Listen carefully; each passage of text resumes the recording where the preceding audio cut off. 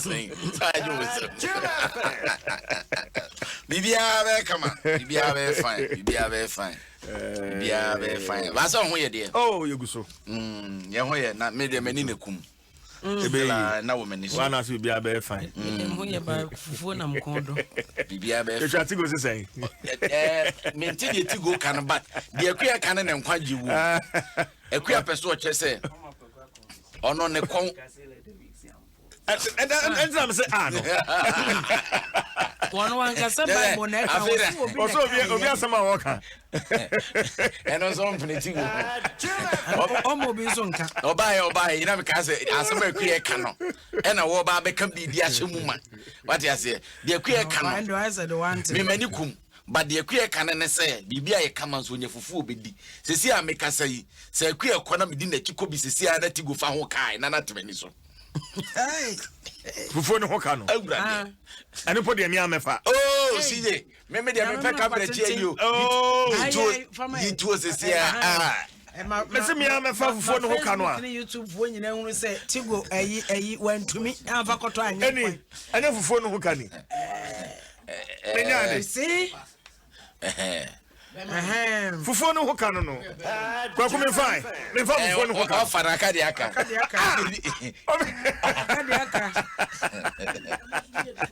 Masa, what's your head for the pay?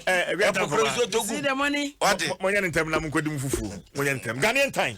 Akwa. And then my graphic in Chassis. Daily graphic the Obokra na TUC. Trade Union Congress. Omadi Samatuja we call the trades. Trades Union Congress. Wama image my fokabo muku omode Samatuja. Wama say sky ya dema pensioners no. Ade wo fom pa into we di almost rabain. Wama mbeko pension 2020 no.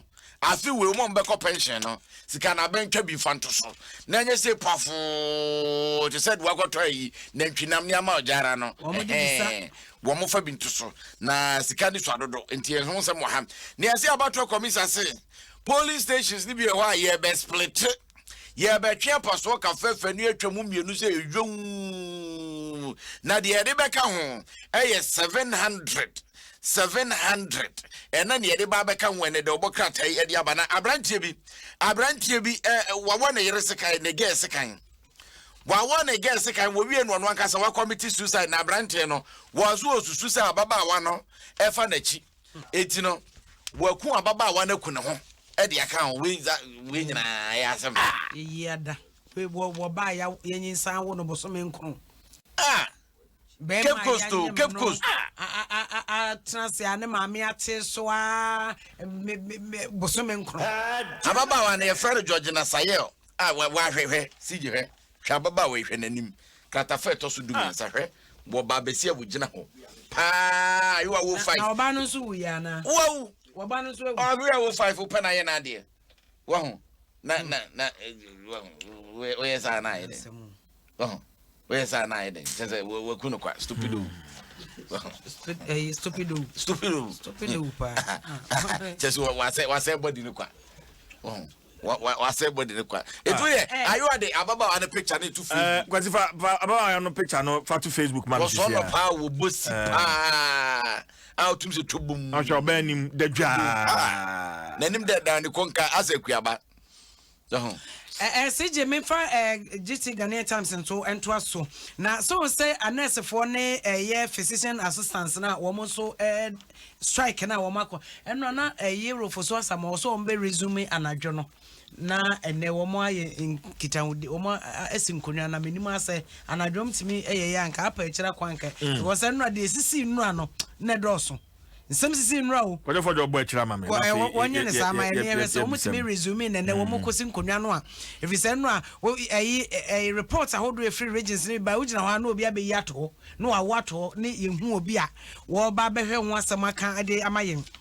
na eno de so afa be de akire ohwapom de wonsam so doctor Bernard Okobo info ni aba betoa eno so we crunch meeting pa enene ekoso na National Labour Commission Fair Wage Salary commission ena afei aso ehwe apom de wonsam so ena wo mu esi nkonwa no ene na wo mu ne anesefo a wo mu bo apaye ese akatuemu nsam ne nema bi a wo mu hwehwe fra abai ho na no mu ne abai kosi nkonwa wo mu ntimi ensi pono na nam so abufuo baaye ma wo mu de tepi adie ene strike no efiada no a wo mkoje injunction na so yese yepe wo mo ande yengrum orofo so asam wo se nipa no mkoto no administrator no wo se menye da wo se sem letter no wonye da tuwa enra na ye ne panyini ba ko di nkomo awia no wonim se asate nra awia no na omo office no yatum yebisa se nipa na ote no beba time omo se ya ne omunim ti oba na ametuna na de ama no oba no ametuna se o de be famu zo be nje wonim se enra na wo se Labour Commission sa court esa koje eye order from court says how order no mo gin de ye kone se mo se monye yatotomo offices no ma yetimi de to ebo animu ho yetimi de just security man yetimi de ba social media de betoto ansa no se no mo nya homo serve homo What's the picture na to enti me ka say any ayo photo no wode ato ho wo behwe bi see e wo Facebook na YouTube na no echi no eno mampanin so enamo ano se efre bi wo kroma say ya faka se bi ne de ato ye se bibi de no birth syndrome na sa brofo de we opese wo gifri Ghana enti sa no birth syndrome no enti eno wo cheche aya sabia births ahodo 10,000 ena wo cheche e de ama ya sabia ahodo no say adenti na obi o yade ne hutu no ne ho enye ne ye na taaso ne mfinyina ye ne ya okodra ya sabe age se ye de nto form anase ye de ne si huiche mu ena ya mana apomden ena o se de bi saa de no e wo so yi friend ye no a o mampani frase a wo ye no den na sawo kai eye Cape Coast NDCPC no so issue no yes man register no eno so eno court kwatena say am court say ID card no mo je that's romantic on banner headline no yes okay meeting no yes ma mene Joseph Krampa or National PRO Registered Nurses and Midwives Association mene na ntwetwe enkomo Joseph Teminka ntwetwe kapa boko de yes Adom eno anwume meeting ni timi ba so pa cho eno anwumra na de ya nkasa ya hwe de ye hia say but enena ye ne Labour Commission ebe frey ye ne Fair Wages and Salary Commission which is yakwa akoshia okay ti ya hoboa okay ti eno anwumre mo hia ye no adwene no kosi sen oh say court de anesi for ne midwife for ne physician assistant apomodin ya adwuma apomodin na de ye bumra mra ye buno as nurses and midwives no eno na ma ya botra besi na aban ya hodo a handle ya send your handle ya besi enti se court e de yi na babia na wo se yeko na ekotie de omo eka enti me nra no pa endo pa ikra na me ne bedru ne fi bra ha ba bedru akra okay ti wo kire mu say no na say per the court injunction or the auto strike so mo strike ya mo kwai so no e say ano magia tum e be kwa adwuma ana so etesen Joseph me pa cho ana dia me cha court e de kata aba kata na e ba ya no enye court na nkasa na wa frɛ ye na mo National Labour Commission e na wa frɛ ye nti e kwa kutie the Labour Commission no wo eka iti hona the ono beka no de nti a wa frɛ ye no kire mu wi a na sensem bi wo a eno ye de beba abon. Okay, but Joseph, details of court no krata am saka no any de ania obetimi aboy kakra. Oh, me prior or dia me nyankasa me nyankan ya onza na me se me ha me bedru na ahomachen na me mba bedru. But there from all indication nature say your more if you say essential service providers in the strike and was say a calling off. So na bidisa na mete. Okay, inti mo be calling it off and I'm calling it off. No, dear. yan call no off for the Labor Commission na Freya, young Kuti and Anwasem, or Marshall non do anopoy. It is a crowd, the Omobecano. And no never Maya who say, or say you're calling off, and I say and calling off. But to see a man who can say, dear, Ejinamu. Labor Commission makes me a shamo. I'm a Makwa Yajuma. No patrol. Oh, say, Yajumano, some kind of unique. Kwanya ye fa so ye adwuma na eye unique ye betumi akwa adwuma court ebe maye krata asekinti na ye nkwa adwuma anet for ya nkasa ya tenase ena bi mu kwa adwuma nopa ebi mu kwa awia ebi mu kwa anwumre o ka ye nkwa adwuma na ye ka so net ni midwife ni bi a wo Ghana ha bia no onkwa adwuma efiri anopa kopin anwumre no 9 8 hours na ombo nkofie efiri ta abra no ko ayi no wan na be kwa adwuma bio. And you see the essential service providers, many police for near to the former guard, shifts, and whatever. It's your Mokasi and quite my court to share. Say a call by your back also my 8 hours now was the economy. Your back, and that's if when you will be uncle and a Padia Munko, a Bonamaya, and I do Mumpong, Namumrefi, Makom, no working day. 8 hours per day, and I was the edge, Mano.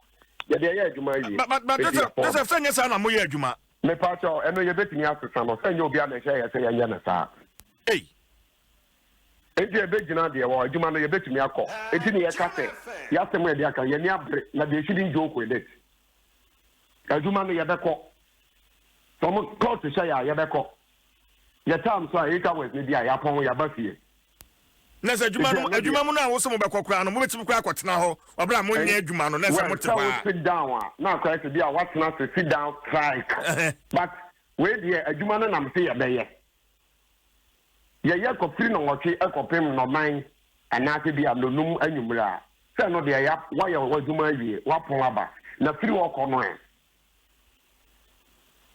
dey nsem a ye ka no so mo ko tena so no ma kasa de a ene omon kasama obi abo ento ne yam na ye nkwada no nurse for the midwife for ye bre o ma take you too long a time for granted so mo hwe ne mani ye fiana pa na wo chukwa pa na pa anwumre no nan wo employer ya ban obetumi ase say ebi nkwa na pa ebi nkwa awia ebi nkwa anwumre ana ebi nkwa na jo ontimi nya ne sa Joseph de ye kire ne say so we essential service ana se bia o ye adwuma bia ense nka wo de to form a e wo kwan afa so ye dan e ye adwuma entimi mba se prosifo e be ka fe en na ye nya adwuma wo man yi wo am so bi ko dru tan bia foforo ba be sesa no ha na adwuma no bi nim etie sa na nka ye so ye adwuma na nka tie but ya shishe mra mo se e wo se obi atimi ye adwuma 8 hours in a day. It is within 1 week now you're 40 hours. Up to how you provide your later while achieve 8 hours. And it is all about the same inquiry. Let us say, we respect me as an essential service provider. Not the hear me no so no what say. Na can be a work on and near can want them no. Utumi implement it on no. And the harmony. Oh yeah, Joseph, Maminja na after na pay non dun share mu no yensan so nkasa bi. All right, Joseph Krampa is the National PRO, Ghana Registered Nurses and Midwives Association. And I'm no atwetwen komo no tena say as we speak strike na dey ejinem.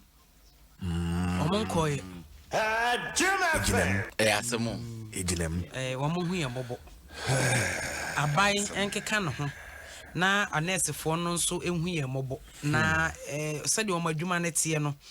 Essential workers ye wo madwuma gya to ho awa 1 hour kra no a ne ebepepie free mu abante say no a reports na eba no na adwen wonim say Rebecca the story be by ababa wa bi obi suye mame ba kokoma se wo sun mama e wo 6 pm news we kra de awia yi no premto bre no ye be sorry na emu ababa wa ba ko awaka no oduru ho ya tupunum owoto ayi abobo ya nim abobo ya nim abobo ya efa ayi bi awaka no obekonso awansan ko na so abobo ya be wo so wa du bedu ya sabia ho no nti wo wie na aka se ne chi ade no na seje ababa wa no a empana Nempena I want to say kind of Cape Coast no. The picture on the Facebook is here.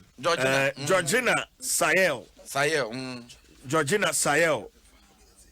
If you have some giants, I'm not coming mature. No fine girl, no. No, you're fine here. Oh, you come on. But so no, I bet you know mature one man. Oh, yeah, fine. I said when you're friend. Who's our fine here? Because why you for the nephew? So suffer to her telephone joining me on Facebook. Are you out for Bauer? Bakuno Jano.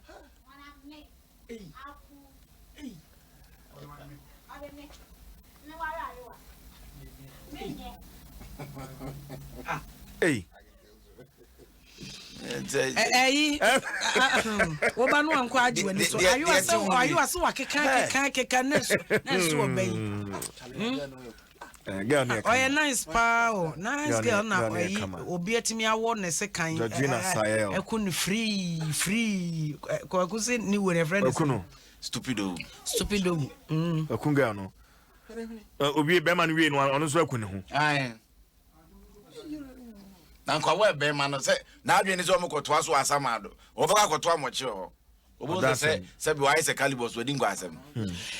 Seje yenko yenim na memfa daily guide obokrata no ento aso ababa wande ni mfo ne nda so eda ha sei wo de be hwe ababa waka mapa ne ma menyi san no abosome makoma konkron watete no aye no ma na duru seye na ne mpena Kofi ne mpena enso so atimi dida krope ama abusua hwrade eno no Kofi asan so onya ayekra nkope na watimi ajeje ahoama obi a wo se kan ekun sa na daily guide asema mekan anopei ono so ede wase Asantemantem chief imam ya wo honom ena wo kasai wase wase se yakase bibi abomination NDC amanyoko no baabi a omde akwakohyem wo people's manifesto num se wo mbesisi mortuary 300 ede amazongofo no wase abomination eja wadwo enti Asantemantem chief imam se once and quoting crown NDC for say, one more decided ne by free so many nano Muslim for no transit Konan, one bisa, almost one here no say, na it's for and cramophone ye way and fiance frigim. Yes, so sorry no, and answer was some no send and marabino no, ye fiance frigim to Obabes much racy one. Say or some no emerald now better than ye. Anasa nyehwe no wususu se uba zongo a eniema ye hia eye mochre wabra mochre ye yemfa yense fridge mu school wo ho apomde ensese wo ho hospital ne ade nyina wo ho akwan wo ho ye enti ensuo ne ade John Muhammad tumi ehunu BBS wo ye maye je se mochre no ba be se na chief imam Asantemantem se enya no kura da wo so no Asantemantem on na chief imam wo se send this for ka se consultation so a was when a consultation is ye onu sin chen nipa obetimi no wo akwakoye ne sa enti eno na sem enso so eno no ena wode aba betu woye abayo no yede ne picture ba kwa aka ho full we tricot obosi ya kaso oba bosi o bibia in fact wa ma me ran ene ze fu na nyamba so mfa sika na ma me asa wo menum kan beza se ne se ko na mama no si ne wure nya ho fu na nyamba so mfa system ma ade a me pekura ne se o ka asem ne aso wa no me pa je se me ru aho ba me twa fufu na fa ho na wu ye no e for nyani me on Facebook wo bosi Georgina Sayel ni full picture kwache ekuni sa no kwache brother events e friend kwache e friend kwache asase no one now Andre Kojo was say maybe the guy has spent a lot that's why massa will be one ba wouldn't now wouldn't do any mammy on him no what die from one ma when you yet wouldn't and fear would be ansana who cosiano so on the quatrain and can't one sana who quacosiano okay and penatrin chacha no Odikro Kofi Yabwa, good morning to you. Chacha. Good morning to you. Ade Odikro so abwa kunyane na na. Odikro Nsem Newspaper. Abwa kunyane no.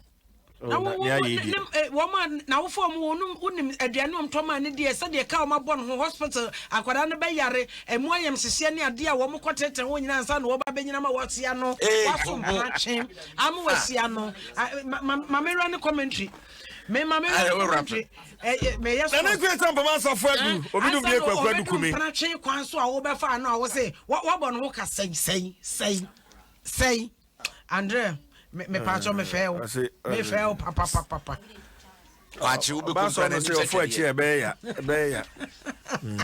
mo so an konko dim fufuo no why I am fan samre me